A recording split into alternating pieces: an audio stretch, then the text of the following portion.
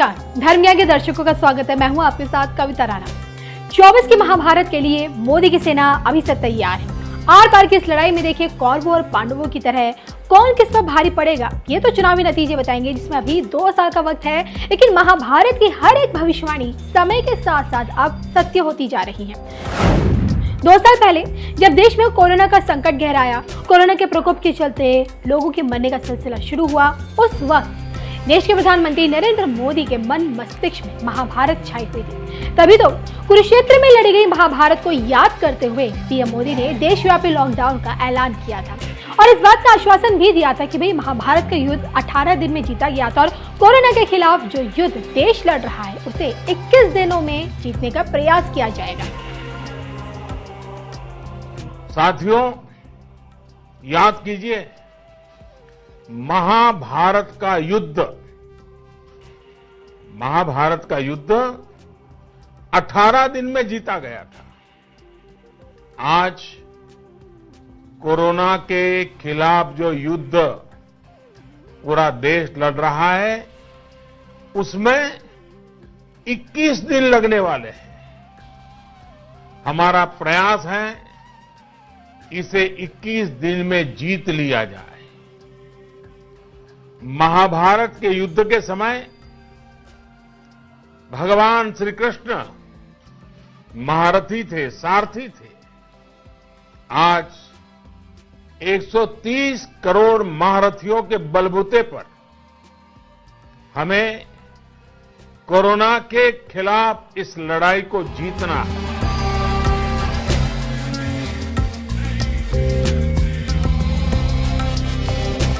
इसमें कोई शक नहीं है कि बैक टू बैक लॉकडाउन लगने से कोरोना को कहीं हद तक काबू कर पाने में सरकार कामयाब भी हुई और आज एक बार फिर सोशल मीडिया में महाभारत से जुड़ी भविष्यवाणियां छाई हुई हैं। कहते कि महाभारत की शुरुआत में ही भीष्म पितामह ने इस बात की भविष्यवाणी कर दी थी कि जीत अंत में पांडवों की होगी। भीष्म पितामह ने बकायदा दुर्योधन को यह समझाने की भी भरपूर कोशिश की कि भाई जहां श्री कृष्ण है, जहां धर्म है और उसी पक्ष की जीत निश्चित है और इसलिए कृष्ण की सहायता से तुम पांडवों से संधि कर लो। ये एक बड़ा अच्छा अवसर है। हर किसी को हमेशा धर्म का साथ देना चाहिए और जब जब किसी ने स्त्री का अपमान किया है, निश्चित ही उसका विनाश हुआ है और परिणाम स्वरूप देखिए कौरवों की समूची सेना का अंत हुआ। ठीक इसी तरह वेद व्यास द्वारा लिखी महाभारत में कई ऐसी भविष्यवाणियां की गई हैं जिन्हें आज के दौर में सत्य होते हुए हर कोई देख रहा है। क्या कहती है महाभारत से जुड़ी भविष्यवाणियां, देखिए। महाभारत से जुड़ी पहली भविष्यवाणी, कलयुग में स्त्री और पुरुष में कोई मर्यादा नहीं होगी। लोग बिना विवाह किए अपनी इच्छा से एक दूसरे के साथ रहेंगे। महाभारत से जुड़ी दूसरी भविष्यवाणी, व्यवसाय में वही सफल होगा जिसके पास छल कपट करने की कला होगी, क्योंकि धीरे धीरे लोग इसे ही व्यापार की सफलता का मुख्य सूत्र मान लेंगे। महाभारत से जुड़ी तीसरी भविष्यवाणी, समाज का ब्राह्मण तबका भी ब्रह्मा के कार्यों से विमुख हो जाएगा, केवल जनेऊ धारण कर अपने आप को ब्राह्मण बताएगा।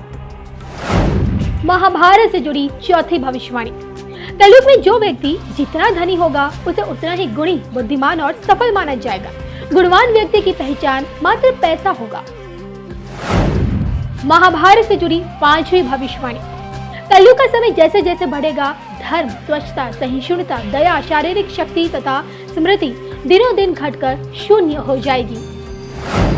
महाभारत से जुड़ी छठी भविष्यवाणी, कलयुग में इंसानों को न्याय पाने के लिए भी घूस देना पड़ेगा। महाभारत से जुड़ी सातवीं भविष्यवाणी, मनुष्य स्वभाव से ही चालाक और स्वार्थी होगा, जिसकी कला जितनी बेहतर आएगी वो उतना ही सफल इंसान कहलाएगा। महाभारत से जुड़ी आठवीं भविष्यवाणी, कलयुग में रोग इतना ज्यादा बढ़ जाएगा कि सभी में कोई ना कोई रोग अवश्य होगा। महाभारत से जुड़ी नवीं भविष्यवाणी, कलयुग के चरम के समय मानव की आयु मात्र 20 से 30 वर्ष ही रह जाएगी। तो देखिए, इस तरह से धर्म ग्रंथों में भविष्य को लेकर जितने भी भविष्यवाणियां की गई हैं वो अब समय के साथ साथ सत्य होती जा रही हैं। और इतना ही नहीं, नाथों के नाथ भगवान जगन्नाथ की धरती पर लिखी भविष्य मालिका में भी इस बात की भविष्यवाणी की गई है कि फिर से कलयुग में महाभारत लड़ी जाएगी। ताड़ के पत्तों पर लिखी भविष्यवाणी में संत अच्युतानंद दास जी के हवाले से ये कहा जा रहा है कि भाई कलयुग के अंत में बलराम जी प्रकट होंगे और कलयुग के अंत में महाभारत का अधूरा युद्ध फिर से लड़ा जाएगा और जो लोगों के सामने तीसरे विश्व युद्ध के रूप में सामने भी आ सकता है। महाभारत से जुड़ी भविष्यवाणियां और भविष्यवाणी में महाभारत पर हुई भविष्यवाणी, इस पर इन सब चीजों में आपको कितनी हकीकत और कितना फसाना लगता है, कमेंट करके जरूर बताइएगा।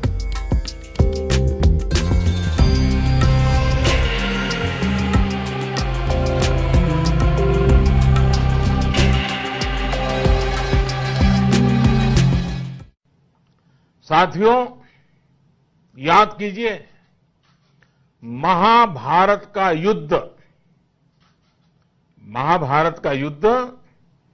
18 दिन में जीता गया था। आज कोरोना के खिलाफ जो युद्ध पूरा देश लड़ रहा है, उसमें 21 दिन लगने वाले हैं। हमारा प्रयास है इसे 21 दिन में जीत लिया जाए। महाभारत के युद्ध के समय भगवान श्री कृष्ण महारथी थे, सारथी थे। आज 130 करोड़ महारथियों के बलबूते पर हमें कोरोना के खिलाफ इस लड़ाई को जीतना है। इसमें काशी वासियों की भी बहुत बड़ी भूमिका है। काशी के बारे में कहा गया है, मुक्ति जन्म मही जानी, ज्ञान खानी अदहानी कर, जहां बस शंभु भवानी, सो काशी से ही कसन। अर्थात ये ज्ञान की खान है, पाप और संकट का नाश करने वाली है। संकट की इस घड़ी में काशी सबका मार्गदर्शन कर सकती है, सबके लिए उदाहरण प्रस्तुत कर सकती है। काशी का अनुभव शाश्वत, सनातन, समयातीत है और इसलिए आज लॉकडाउन की परिस्थिति में काशी देश को सिखा सकती है संयम, समन्वय और संवेदनशीलता।